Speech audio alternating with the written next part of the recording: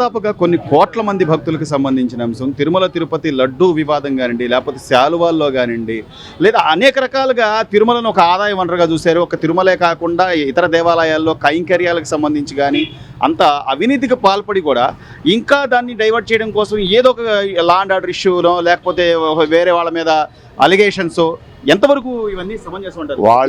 వాళ్ళు చేసింది మహాపచారం. హిందూ ధర్మాన్ని మొత్తం అపవిత్రం చేసి పారేశారు. కొండ మీద మొత్తం అసలు జగన్ అనేవాడు క్రిస్టియన్.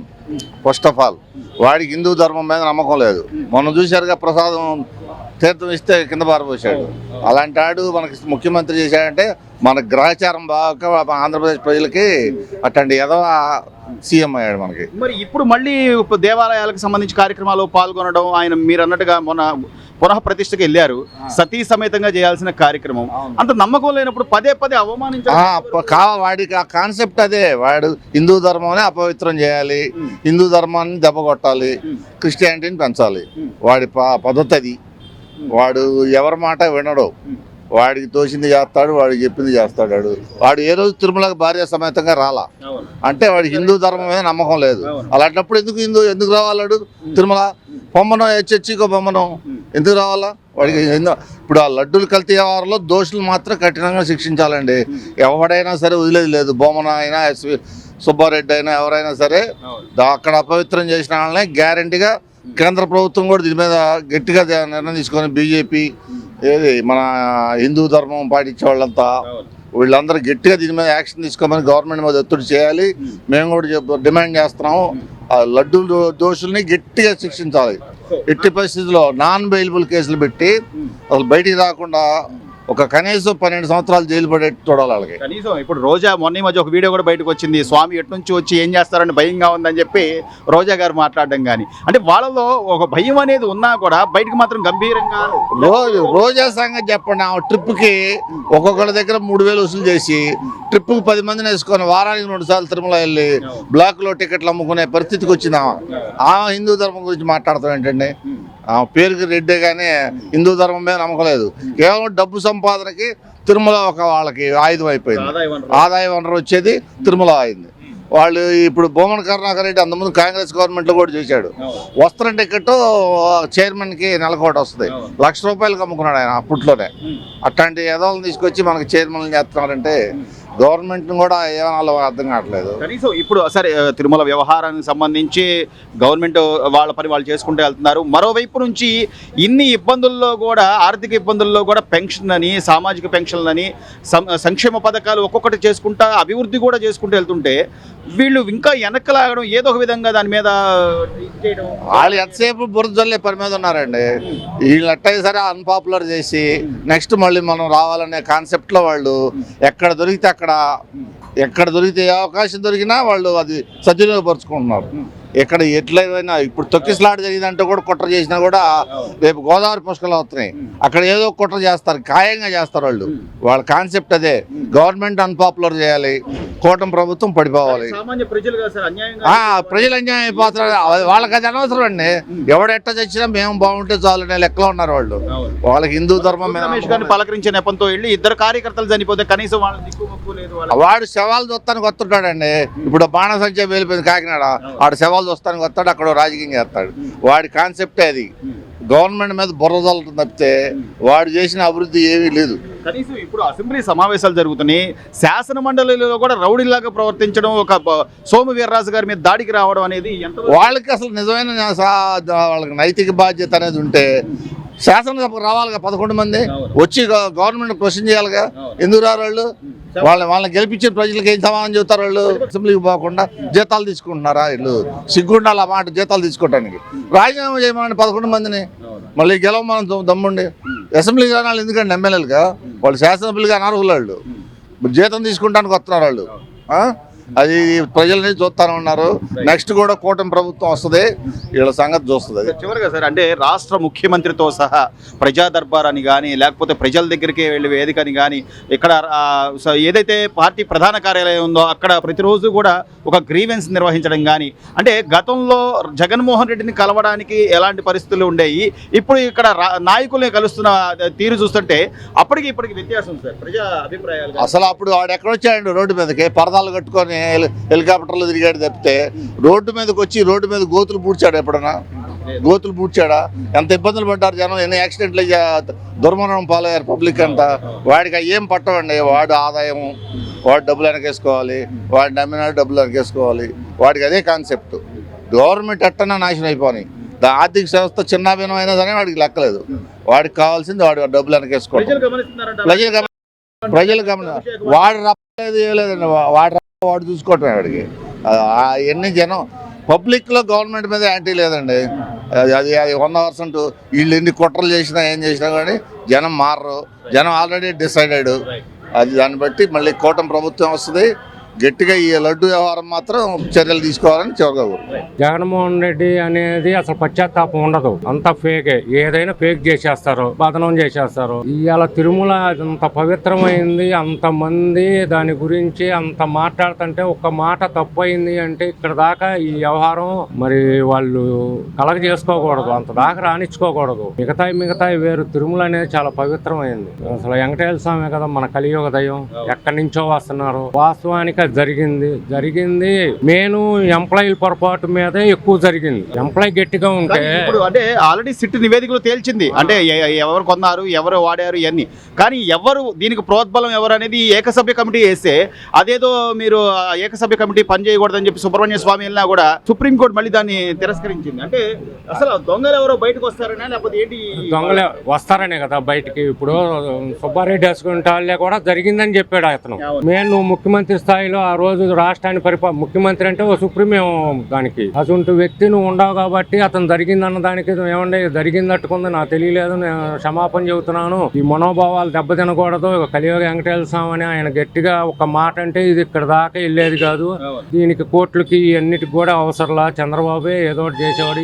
ఏం లేదండి, గవర్నమెంట్ బదలాం చేయాలి. చంద్రబాబు ఇక్కడికి ఏది రానియకూడదు. ఏది చేసినా బదలాం అవ్వాలి. ఏ ఫేక్ వీడియోలు చేసినా వాళ్ళు ఫేక్ చేసేసి ఓటకి 100 చేస్తున్నారు. కానీ మాన్యువల్ గా అక్కడ నిజంగా జరిగింది, ఏదో పొరపాటు జరిగింది ఒక మాట అంటే ఇది ఇక్కడ దాకా వచ్చేది కాదు. సో ఈ రోజున సంక్షేమ పథకాలు, పెన్షన్లని కానీ లేకపోతే విద్యా వ్యవస్థలో తీసుకొస్తున్న సమూల మార్పులు కానీ సాక్షాత్తు హైకోర్టు కూడా ఒక విద్యాశాఖ మంత్రి గురించి బాగా చేస్తున్నారు, చాలా బాగా రియాక్ట్ అవుతున్నాడు అని చెప్పి బాగా నిన్న జస్టిస్ గారు వచ్చారు, ఆయన కూడా చెప్పాడు బాగుంది. మళ్ళీ ఆ లాయర్లకి గౌరవ వేతనం కూడా 3,000 ఉండదు 10,000 చేశారు.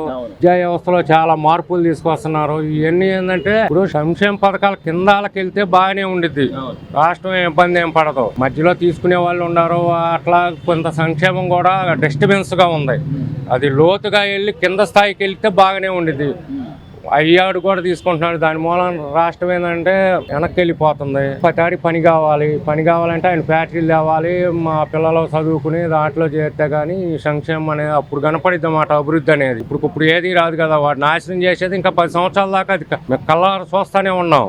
అందుకని లోకేష్ గారు మాత్రం బాగా చేస్తున్నాడు. దానికి లోకేష్ గాని పవన్ కళ్యాణ్ గాని బీజేపీ కూడా బాగా సపోర్ట్ చేస్తుంది. గవర్నమెంట్ ఏంటంటే ఈ జనం కూడా వాళ్ళ మాయలో పడకుండా ఈ గవర్నమెంట్ ఇంకా కంటిన్యూ చేసుకుంటే మనకు రాబోయే భవిష్యత్ తరాలకు బాగా ఉపయోగపడేది. ఇప్పుడు కొద్దిగా అసెంబ్లీ సమావేశాలు కానీ లేకపోతే మండల సమావేశాలు కానీ సజావుగా సాగుతున్నాయి అనుకునే క్రమంలో నిన్న సోము వీర్రాజు లాంటి ఒక సీనియర్ బీజేపీ నాయకుడి మీద దాడికి పాల్పడడానికి అవునండి శాసన మండలి సాక్షిగా ఇప్పుడు వీళ్ళు ఎంత దాడికి పడ్డా సార్ వెంకటేశ్వర స్వామి ఊరుకోడు. ఆల్రెడీ వెంకటేశ్వర స్వామి గురించి ఒక ఆయన అబద్ధం ఆడంగానే మనసు ఎక్కేసాడు. వీళ్ళ బతులకు కూడా అంతే. దేవుడితో పెట్టుకోకూడదు. చక్కగా పాలన నడుస్తుంది, ఎవరి పనాలు చేసుకుంటున్నారు, ప్రశాంతంగా ఉంది. దానికి మనం మాట్లాడతాం. మనం ఇప్పుడు భవిష్యత్తులో దానికి ఇబ్బంది వాళ్ళే పడతారు. రైతుల పొలాలకు కూడా ఆడూరు రాళ్ళ మీద బొమ్మలేసి దెంగి ఆక్రమించట చూశాడు. రైతులే గుండేశారు ఆడికి బాగా. కనీసం ఈ రోజున చంద్రబాబు నాయుడు గారు వచ్చిన తర్వాత ప్రభుత్వ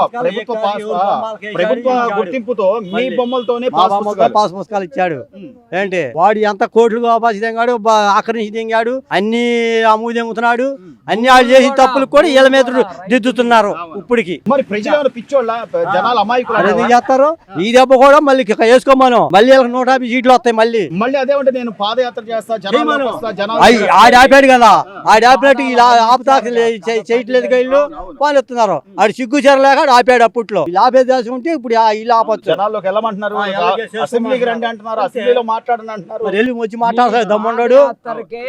నీ తల్లిదండ్రులు ఇచ్చారు కాళ్ళు నడుచుకో, మా ఉద్దేశంగా మేము నడవాలగా. అంతేగా ప్రేమతో బాబా ఈ రోజు ఆయన మీద అభిమానంతో ఆయనతో పాటు పాదయాత్రకు వస్తారంటావా జనాలు? వచ్చేవాళ్ళు దాని తగ్గోళ్ళు ఆడికే పోతారు. ఏడుగా ఇప్పుడు ఎక్కడికి వెళ్ళినా కూడా జనాలు తెగ వస్తున్నారు అని చెప్పి అంటున్నాడు కదా. రాకేం చేస్తారు? డబ్బు అమ్ముడికి డబ్బు ఇచ్చి తీసుకెళ్తున్నారు జనాన్ని. సో అంతేగాని అభిమానం గానీ జగన్మోహన్ రెడ్డి గారి మీద గతంలో మోసపోయినట్టు మోసపోవడం ఎందుకు పోతారు? మోసం తెలిసిపోయిందిగా. ఇప్పుడు కూడా ఇప్పుడు కానీ వచ్చినడితే మొత్తం పొలాలన్నీ ఆడి కిందకి వెళ్ళిపోయాయి. దెంగేవాడు అందరం జనాన్ని. ఇప్పుడైతే చంద్రబాబు నాయుడు గారి పరిపాలన ఎలా ఉందంట? సూపర్ గా ఉందా? ఇప్పుడు కాదు ఎప్పుడు కానీ సరే ఫస్ట్ నుంచి కూడా ఆ ప్రభుత్వమే సూపర్. చెయ్యాలంటే చేయనీయకుండా తిరుపతి తీసుకొచ్చి లేపి మేము చేయలేదని దన్నాలు బొన్నాలు చేస్తున్నారు.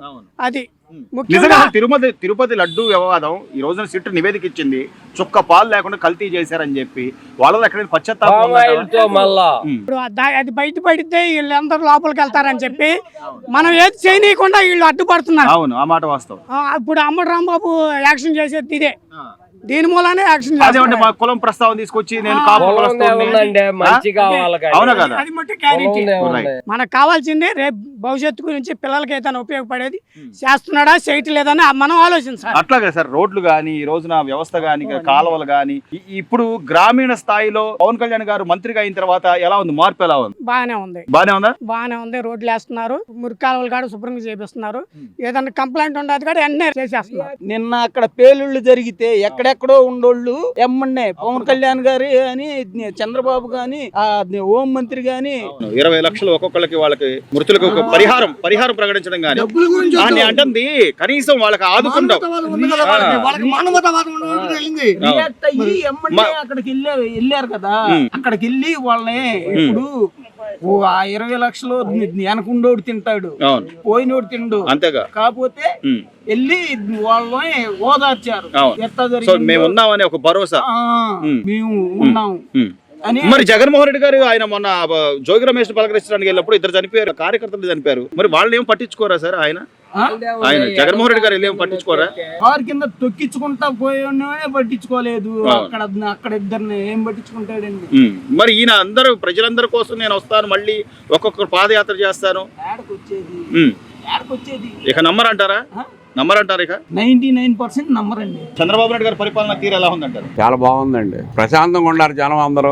ఏ గొడవలు లేవు. లాండ్ ఆర్డర్ కరెక్ట్ గా ఉంది. అన్ని కరెక్ట్ గానే నడుస్తున్నాయి. ఈ రోజున తిరుమల లడ్డు వ్యవహారం సార్ మొత్తం ప్రపంచం అంతా కూడా ఆలోచించే పరిస్థితి. మొన్న స్వామీజీలు గానీ లేకపోతే జరిగిన అన్యాయం గురించి అందరూ మాట్లాడుతున్నారు. కానీ ఎక్కడ పశ్చాత్తాపం? అంతకుముందు చేసిన భువన కరుణాకర్ రెడ్డి గారు కానీ లేకపోతే సుబ్బారెడ్డి గారు కానీ వాళ్ళ ఏమైనా పశ్చాత్తాపం? వాళ్ళకి ఉండదండి. వాళ్ళకి ఆ రియలైజేషన్ అనేది ఉండదు. అసలు ఆ పార్టీకే రియలైజేషన్ అనేది ఉండదు. వాళ్ళన్నీ తిమ్మిని పంపింది ఆ పెమ్మిని పంపించేసి నాశనం చేయడానికి వచ్చారు తప్పితే తిరుమలని నాశనం చేయడానికి వచ్చారు అంతే. ఇప్పుడు కాదు, వాళ్ళ నాన్న 2007 నుంచే 2 కొండలని పెట్టాడు. తర్వాత గోల్ చేస్తే మళ్ళీ 2 ఏళ్ల తర్వాత 7 కొండలని మార్చారు, మళ్ళీ జీవో ఇచ్చారు. ఇప్పుడు వీళ్ళకి చరిత్ర వీళ్ళకి తెలియకపోవచ్చు, మాకు పాతాలకు అందరికి తెలుసు. వాళ్ళు ఇప్పుడు ఏదో చెప్పుకుంటున్నారు అంతే. ఇవన్నీ ఏమి ఉండదు. ఊరినాడు చెప్పుకోవడం అంతే, ఏమి లేదు. ఈసారి వచ్చేది మళ్ళీ కూటమి గవర్నమెంటే వచ్చింది. మళ్ళీ ఈ రోజున లోకేష్ గారు విద్యాశాఖ మంత్రిగా కానీ ఐటీ శాఖ మంత్రిగా ఆయన పనితీరాలనిపిస్తుంది. చాలా బాగుందండి.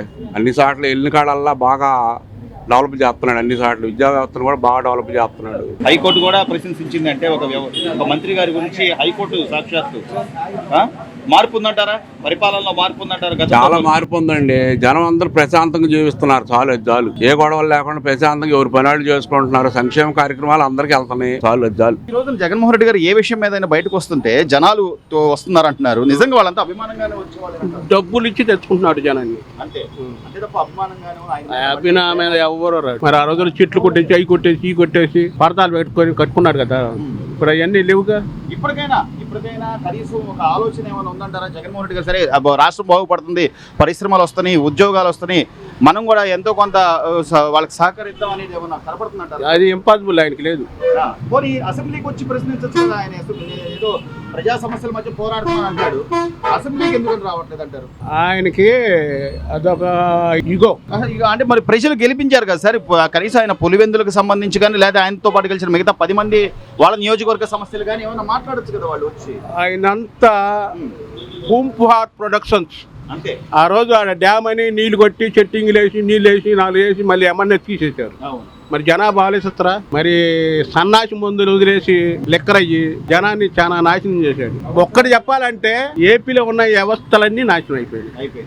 సో ఇప్పుడు ఈ 2 ఏళ్లుగా ఒక పక్క చంద్రబాబు నాయుడు గారు కానీ, మరోవైపు పవన్ కళ్యాణ్ గారు కానీ, ఇంకోవైపు లోకేష్ గారు యువనాయకుడిగా కానీ ఎలా ఉంది సార్ వాళ్ళ పనితీరు ఎలా ఉంది? వీళ్ళు బాగానే ఉంది, ముందు కూడా బాగానే చేస్తారు. ఎందుకంటే ఒక రాష్ట్రం బాగుపడాల. అంతకు ముందు ఆయన రాక వస్తే మళ్ళీ నాశనం అయిపోద్ది. ఆయన ఏం చెబుతున్నాడు? పక్కపడతాము, వచ్చే వాళ్ళని వేస్తాం, అక్కడ పంపిస్తాం, ఏమి చేస్తాం, ఆఫీసర్ని అంటున్నాడు, జనాన్ని అన్నాడు, నరుగుతాం అన్నాడు. అది చాలా తప్పది. ఆయనకి అనుభవం లేదు, అది వయసు లేదు, ఏదో అది ఒక చివరిగా సార్, అంటే కొన్ని కోట్ల మంది భక్తులు స్వామివారి వెంకటేశ్వర స్వామి వారిని ఆరాధ్య దైవంగా కొలుస్తారు.